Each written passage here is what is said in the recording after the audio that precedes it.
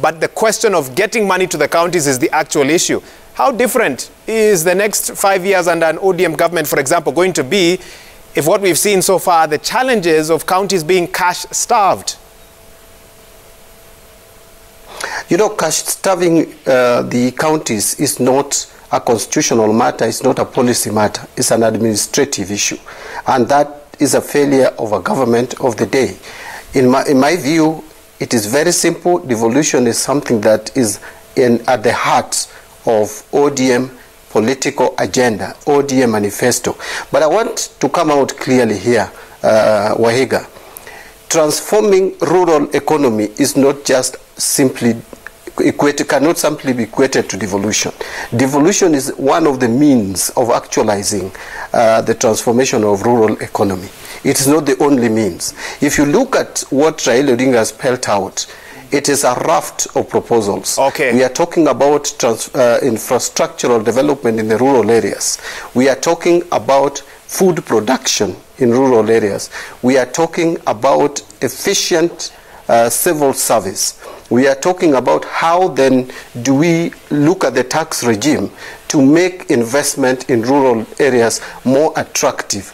And this involves a lot of things. So devolution, yes, but devolution is just one of the major means of actualizing the transformation of rural economy. Thanks, John Buddy. I'll give you a chance to talk a bit more later. Let me bring in Kimani Ichung'wah. I think we've got the mic working.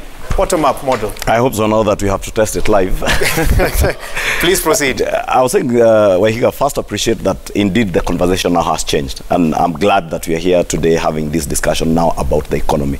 We are now not discussing about the constitution and constitutional changes. We are not talking about power and how people will get power. We are talking about people-centric issues, and it's about the economy. And I think from the opinion polls that you have seen by TIFA today, you've seen economic issues at the forefront of the concerns being raised by Kenyans today. And indeed, it's an arena I want to invite all our colleagues to have a meaningful discussion on as to what we need to do in this economy. The only qualification I would beg of them is to put aside the insults.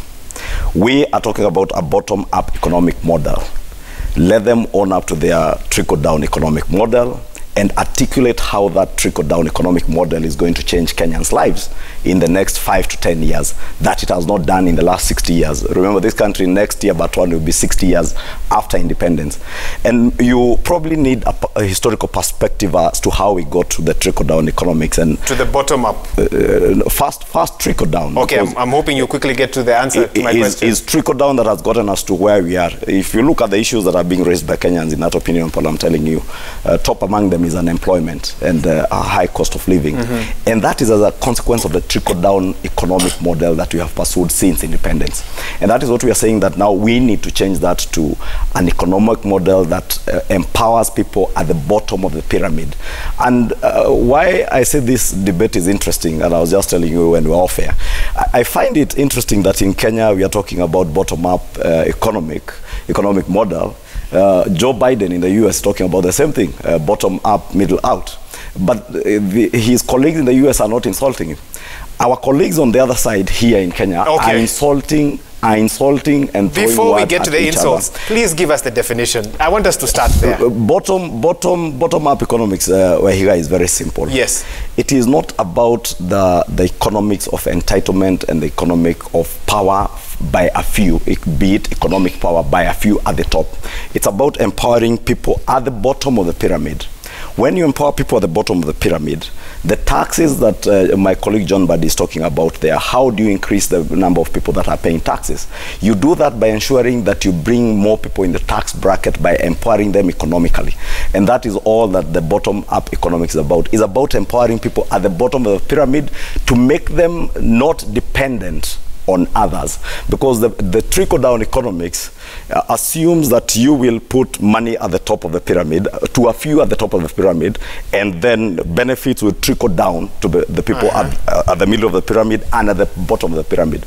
And what history has taught us is that the trickle-down actually never works. It never gets to the people at the bottom of the pyramid, and a lot of people, and that is what is happening in Kenya today, a lot of our people, millions of them, are dependent on a very few percentage of Kenyans that are paying taxes today. That is why you will see yourself and Kwame and here and others who are privileged to be in formal employment paying a lot of taxes, very high taxes, because the people at the bottom of the pyramid are dependent on you. But when you empower people at the bottom of the pyramid, they stop being dependent on you, on the few that are earning. And they also have a means of production and a means of earning, and they become taxpayers. That way you grow the economy. And I'll come to you to explain how exactly you plan to empower them. But Kwame, I think you can come in now. You've been patiently waiting.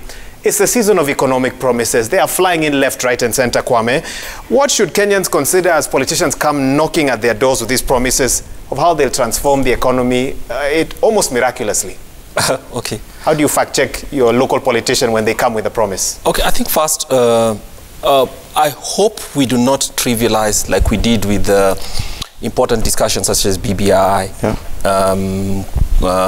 the last elections. We trivialize proposals by any one or the other side through, some of the caricatures that we've done. I think you can caricature an idea to the point where it becomes useless to debate it. Now, if bottom-up economics, okay, first, let me say bottom-up economics or top-down do not appear in textbooks. They are actually political interpretations of how one administration or another would choose to prioritize economic development or to improve people's welfare. So I'll start by saying you assess them regardless of the slogans. You can call it bottom-up, you can call it whatever. I mean, whatever people want to do. But regardless of it, I think that as a citizen, we think that anybody who tells us that, look, we are going to expand your economic freedoms to participate in the economy, to earn an income, and to keep most of your money is actually somebody who's widening the opportunity for everybody to participate. So if there's something for Mbadi and Ichung'we to answer for, and they knew I was coming with this, it is that whether you choose bottom-up or whether you choose facilitating counties, you're going to reverse some of the things that you just did 3 weeks ago through the budget. So for instance, let's start with the fact that I never knew it, but I looked at it again and I confirmed to you that the highest paying sectors in Kenya are actually manufacturing, using local products to actually manufacture and get people to earn an income. So it's both employment and also creating a demand for domestic goods, but also an opportunity to export. So these gentlemen approved through the finance bill taxes into the inputs that paint-making companies, which are the major exporters. Most of Kenya's paint companies actually export into East Africa, even into the South Sudan, and some of it, I was surprised, even to Somalia, I think. You raise their inputs, you raise excise taxes on their inputs on paint in such a way, or I mean in the products, in such a way that some of them, and I spoke to someone who runs a small, not today, but a while back, somebody who runs a small paint company, and he said last year, many of them, because they were anticipating a recovery, did not send workers home because the demand is growing. You raise their input cost through the finance bill in a way that makes it difficult for them, one, to support people who are the retailers in Kenya and abroad, but more importantly, makes their production costs even higher. So whether you call it bottom-up or whether you call it facilitating counties, you guys are going to very quickly, if you really intend to expand opportunity for Kenyans, to reverse some of the stuff that you've done. Secondly, I also agree that there's an opportunity to participate. So we should not trivialize or caricature the proposal that so you're almost telling Kenyans, consider whatever proposal. I think we need to consider listen to it. Yes, but the lens I would wish to look at it is this. The same two gentlemen and your coalitions approved a finance bill which says small and micro enterprises were very concerned, and manufacturing firms, everybody is very concerned about this minimum tax threshold. However, Parliament, in its wisdom, saw it as necessary to say that, fine, everybody else will pay it, but we will not pay it if your total investment in the last 5 years is equivalent to 10 billion, which takes out 95% of all consumers. So while you say bottom-up, agrees with you while you say bottom-up and you say that you're trying to facilitate people who should invest in counties to prevent, I don't know why you want to prevent people from coming to Nairobi, that's where the jobs are. Both of you are saying things that contradict expanding freedoms for people to participate in the Kenyan economy. And that's the question I want to ask you. We should not have the economic problems and the burdens that we've seen, which you mentioned quite, are so serious that we should not trivialize it with alcohol, because we dislike alcohol or we want people to hate it, or trivialize it by making reference to human anatomy. Please, let's not go there. I think that would be cheapening a discussion that is very significant. You've raised very important issues. John Buddy, I don't know if you caught much of that. I hope you did. A direct question posed to both you and Kimani Ichung'wah, that while you talk about 2022 and beyond and grand promises, some of the bills that you are lying to pass through the National Assembly are hurting Kenyans as we speak. They can't wait for 2022. John Buddy, what's your response to those concerns raised by Kwame Owino? Thank you. First of all, let me just put it that if Kwame really wanted us to discuss the finance bill that we passed, which is now the Finance Act 2021, yes, then I think we would make that topic of discussion for another day, so that we discuss the merits and demerits of all the provisions in that act. There could have been certain things that were not right in the law, but there are also a lot that we did, in fact, which is helpful to the common mwananchi. I thought today we were discussing the economic models that have been put forward by various political leaders, more particularly Raila Odinga and the Deputy President. No, John Buddy, you're right. That's what I called you for. I want to go back. Okay, you're right. That's what I called you for. But to the discussion that we had. For 1 minute, surely you can respond to what Kwame had to ask. Don't you see that that hurts Kenyans today as they wait for your economic promise for the future? But I've just mentioned that, Wahiga, there are a lot of things that we did that are so helpful to the common mwananchi in that Finance Act. And that's why I wanted us to avoid the discussion around the Finance Act. Because today you have just seen a celebration in Gatanga of the very ordinary people, those who are suffering, the artists, who also got a lot of reprieve as a result of the action taken by members of parliament. But I wanted us to spend our time more to discuss what is this that is called bottom-up by the Deputy President, and what is this that we are referring to as the transformation of the rural economy. And that is what I wanted to concentrate on, because otherwise if I started talking about the Finance Act, the merits and demerits of the various amendments that were made, then we will take another whole day discussing the same. You've made your point. I wanted just to be very clear that what Raila Odinga is talking about is that there is a potential to grow this country, and that potential lies in the rural community, because that is where we have the biggest population of our country, and that is where we have a lot of potential in terms of resources, in terms of productivity. And for us to move this economy forward, we need to now target on that sleeping giant that is the rural economy. And how do you then help the rural economy to grow? And that is what I expected to hear from Kimani Ichung'wah, how this bottom-up is going to put money in the hands of the people he's referring to as the downtrodden people. Our understanding of the whole model that we are proposing to Kenyans, and it is something that Raila believes in, because it is one thing to say and it is another to demonstrate that you believe in what you say. Raila Odinga believes that the rural communication needs infrastructure in terms of road network that would help them take their produce to the market and efficiently and faster. He believes that the rural area needs healthcare, water provision, energy provision, and all that would be required, and the creation of light industries in the rural areas to promote and encourage people to produce and sell their produce. There is a lot of disorganization when it comes to marketing of the produce in the rural areas. So this needs to be made more efficient.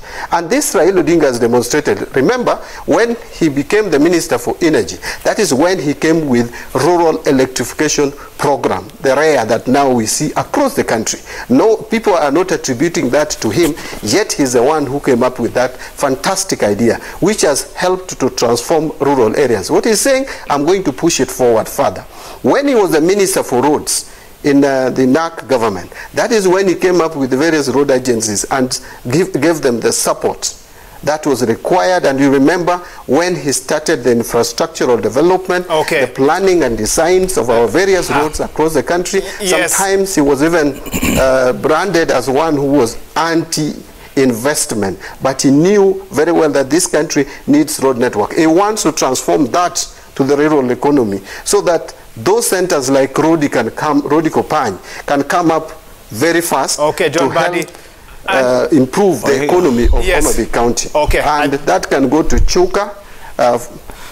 Good. I'll ask you to pause there because I know you have a lot and I'll give you a chance to carry on. Kimani, you come on and please respond to what Kwame had to say as you gave your response. Indeed, I wanted to start with what Kwame is asking and something that John Badi is running away from. And the only reason John Badi is running away from it is because he's chair ODM. The chair, the finance committee that midwife the finance bill 2021 is none other than Gladys Wanga. If you go to the records of Parliament, you will see that I indeed opposed the question of minimum tax last year, in last year's finance bill. It is unanswered in Parliament. I opposed the question of minimum tax because I knew, and I said it in Parliament, that it doesn't augur well with the majority of suffering Kenyans. And indeed, that's about the time I was also chairing the budget committee. And I spoke in Parliament at that time, you remember, when they tabled the estimates last year. And I said, I shall no longer be an apologist for a regime that is not in tandem and is not in touch with the people. So you are an apologist initially for a regime that was not in tandem with the people? Before your words, not I was not an apologist for them, but I stood for what I believed then they were doing that was good for the country. But when they started doing things that were not in tandem or in touch with what the people wanted, I said it in Parliament, on the floor of Parliament. I'm not just saying it here, because we are accused by Kwame many times of saying things on air that we don't say in Parliament. If you go to the Hansard, I opposed the minimum tax in Parliament. On this excise duty, on inputs, not just on paints, even inputs for things like the rural agricultural economy, talk of animal feeds, the VAT on them and excise duty on them. I opposed them. And that is the contradiction that you see with John Badi, that ODM and a committee that is being chaired by an ODM chair is midwifing a process that is killing that rural economy. The industries, the small paint industries are paint industries that you could do in Homa Bay that will export paints to Burundi, to Rwanda, to the Congo. But that is what they are killing. And that's why you find John Badi at pains trying to explain what they are, what you call a colored devolution. Because talk about infrastructure in the counties and improving roads in the rural areas, that's work that's already being done through our county governments.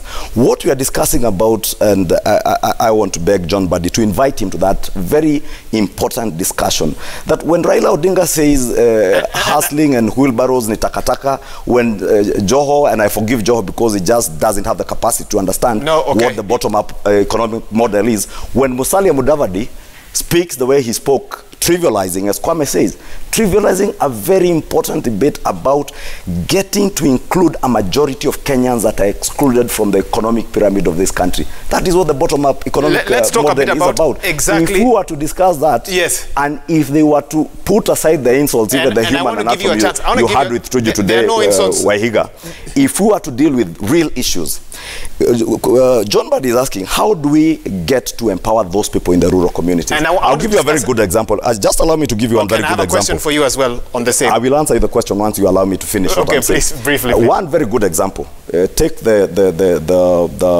dairy industry, for instance, or even pastoralists in northern or in the North Rift. People who are producing cows that on average, when you bring them to Dagoretti, weigh about 110 to 130 kgs. And that cow, all you need to do is to empower that farmer to have a feedlot that will increase the output out of the same cow to produce about 200 to 250 kgs, and that farmer earns an extra 15 to 30,000 shillings. That is how you put money back to the people's pockets. And the bottom-up economy is about getting money back into people's pockets. And when you get money back into people's pockets, the roads, the infrastructure Mbadi and his party leader are talking about, you raise money from the same people to government in form of taxes, and you're able to do more roads to the rural areas. So here's the how. You do not begin by killing and stifling growth. Here's the how I'm trying to understand, and you'll see some of the tweets that we'll be reading shortly. We'll have them ready.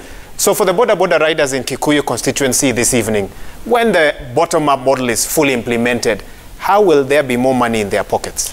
Very simple. And we have given a very good example. Specifically in your constituency. The CDF model that gives Kikuyu constituency this year alone 137 million. If I was to get 100 million shillings going to empower that border rider, that Mama Mboga. From where? I'll tell you this, Wahiga. A very simple model. that we had the Uwezo Youth Fund and Women Enterprise Fund, something that started, I think, in 2013 with the Uwezo Fund. That alone, you are giving each constituency a meager 18 to 22 million shillings.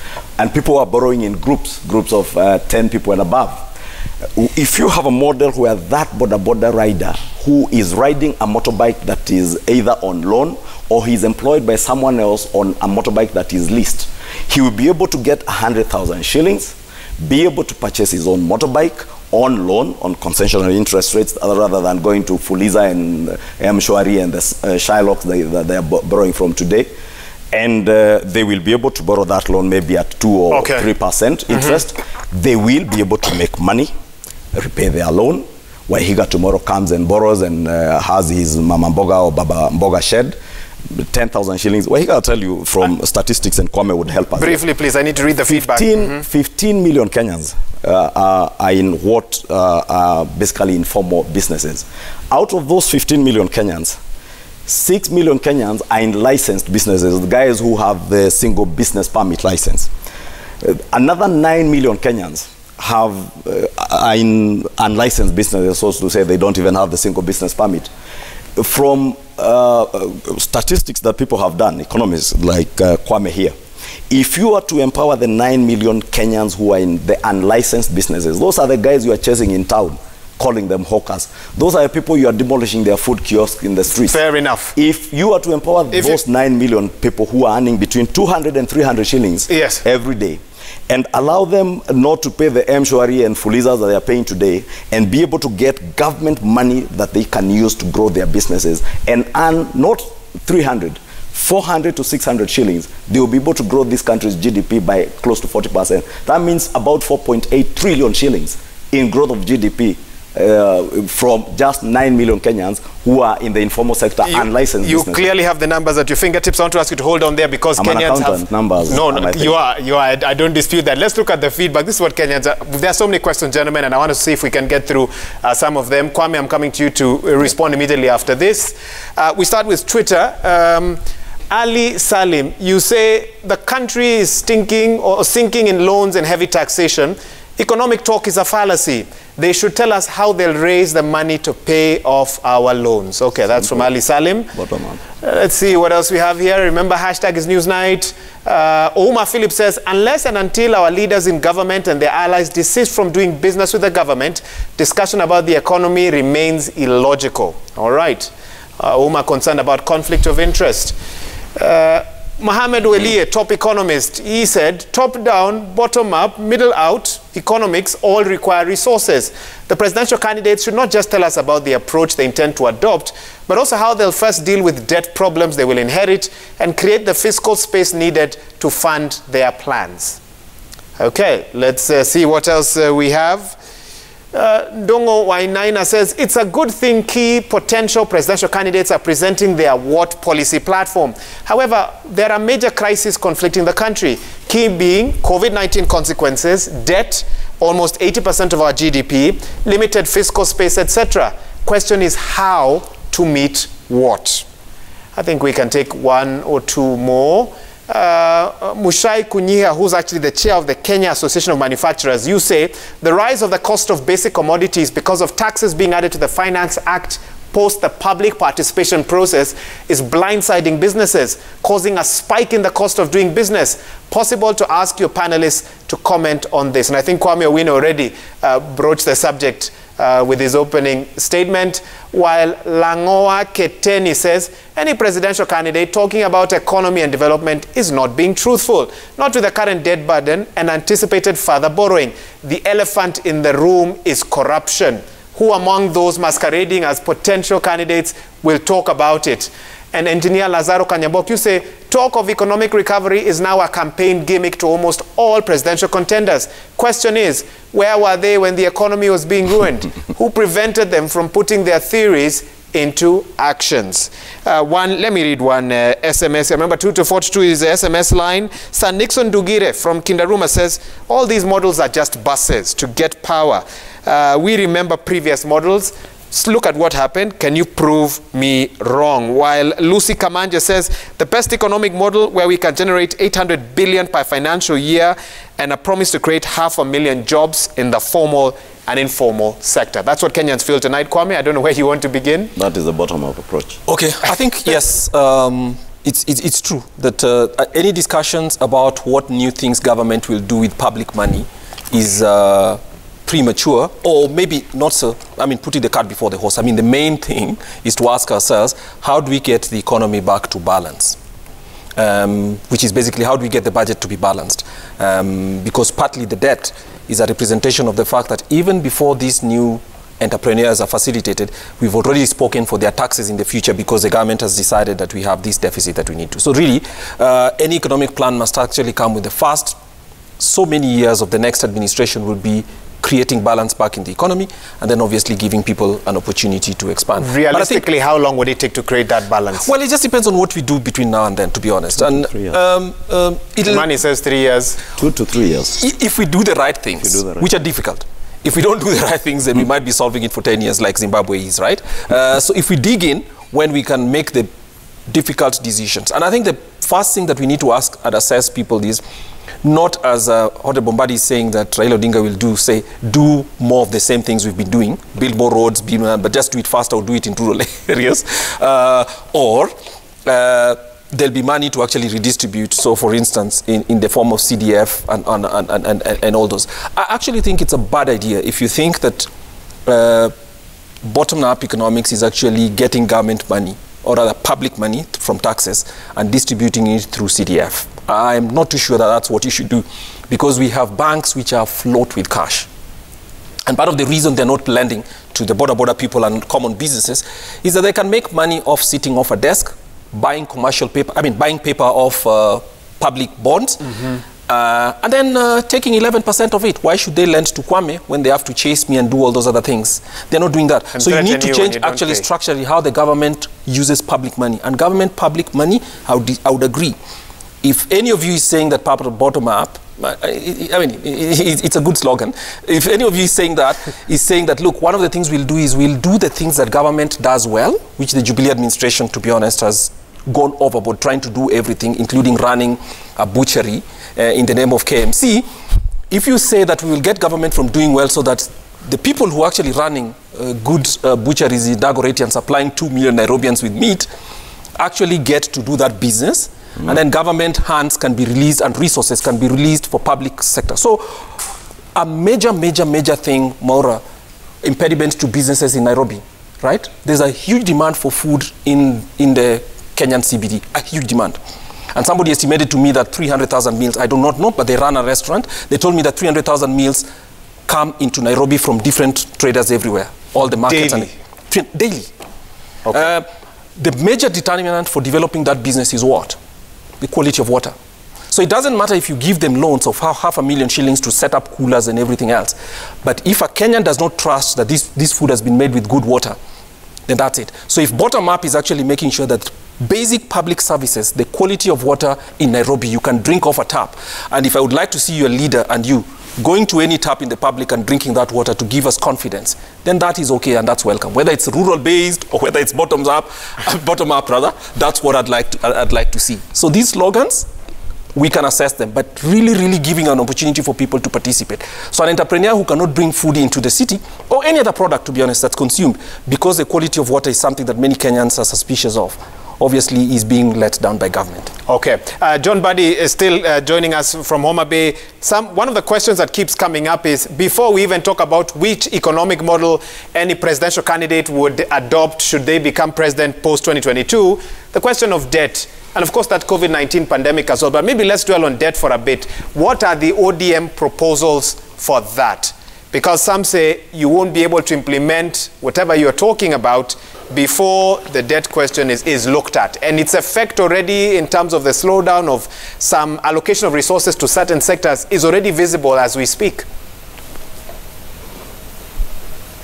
Yeah, first of all, Waik, I think this is the disadvantage of not being in the studio. I think my colleagues almost take 3/4 of the time and leave me at 4/5 of the time and leave me with 1/5 of the time. But I'll try to cover as much as I can. Now, let me not allow Kimani Ichung'wah to get away with this. When we passed the minimum tax, that was last year, 2020 finance bill. It was not this year's finance bill. And the chair of the finance committee then was not Gladys Wanga. I've heard him mention that because I'm the chair of ODM, I'm trying to defend the chair of the finance committee. It was Limo then. And I want to put it very clear that this year, at least the chair of the finance committee, as a minority leader, I even had to have a sitting with the chair of the finance committee before the finance bill was discussed and before we went to the committee of the whole house. And so we tried as much as possible. There are a few things that probably were not right in this year's finance bill, but I think largely one would agree that this year's finance bill was much more responsive to the ordinary mwananchi. But having said that, let me be very clear. I've heard your question about dealing with the public debt, but I want to also, and with all due respect to my friend Kwame Owino, I know he is a very good economist, but I will need also to understand that creating balance in the economy must only be done by growing the same economy. You cannot create a balance in the economy by just saying today we are stopping expenditure, we have to create a balance. How do you create it? This is not something that is academic. It has to be practical. And one way of dealing with the debt level, because this is something that has been created over the years. Remember, the problem that we are facing today started in 2013 largely, when the Jubilee ones went into borrowing spree. It is not something you are going to do in a year. Let's not pretend and cheat ourselves. The next president of this country is going to spend 5 years in trying to correct back the economy and bringing it back to line. And that you can only do by making sure that money goes to the rural economy. Because if you grow the 47 county economies, of the 47 counties, you are going to grow the economy of the nation, because the nation is the sum total of the 47 individual counties. And that is why I'm saying we cannot run away from devolution. That is the key, that is the answer to our problems. And we must fix all the problems that affect the devolution, and we must take money to the rural economy. I have heard Kimani Ichung'wah asking that infrastructure the counties are already doing. Are we satisfied with that? If you are satisfied with that, then I don't think you are not living in this country. What we are saying is we need to do more infrastructural developments in the counties. We need to help the counties and our rural economy to have the markets where they can sell their produce. And we must create light industries. We must improve the economy at the rural areas, and that will definitely result into economic growth. From that, you will generate more revenue. But then we have to watch on further borrowing.